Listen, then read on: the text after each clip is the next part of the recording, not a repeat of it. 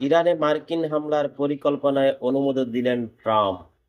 ইরানে যুক্তরাষ্ট্রের হামলার পরিকল্পনায় অনুমোদন দিয়েছেন দেশটির প্রেসিডেন্ট ডোনাল্ড ট্রাম্প, তবে এখনই হামলার চূড়ান্ত নির্দেশ দিচ্ছেন না তিনি।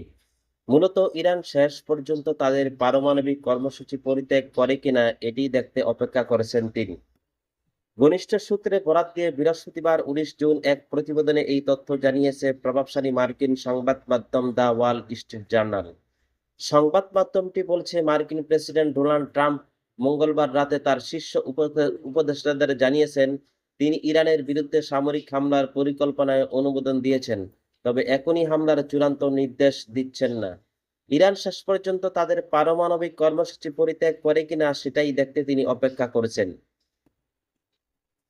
এই পরিকল্পনার মধ্যে অন্যতম লক্ষ্য হিসাবে বিবেচনায় রয়েছে ইরানের সুদৃঢ়ভাবে সুরক্ষিত ফর্দ পারমাণবিক সমৃদ্ধিকরণ কেন্দ্র। এটি পাহাড়ের নিচে অবস্থিত এবং সামরিক বিশ্লেষকদের মতে সাধারণ অস্ত্রে এই স্থাপনা ধ্বংস করা প্রায় অসম্ভব। শুধুমাত্র সবচেয়ে শক্তিশালী বোমা দিয়েই এটিকে আঘাত করা সম্ভব। এর আগে হোয়াইট হাউসের সাংবাদিকদের সঙ্গে আলাপকালে ট্রাম্প বলেন, আমি ইরানে হামলা করতে পারি, আবার নাও করতে পারি।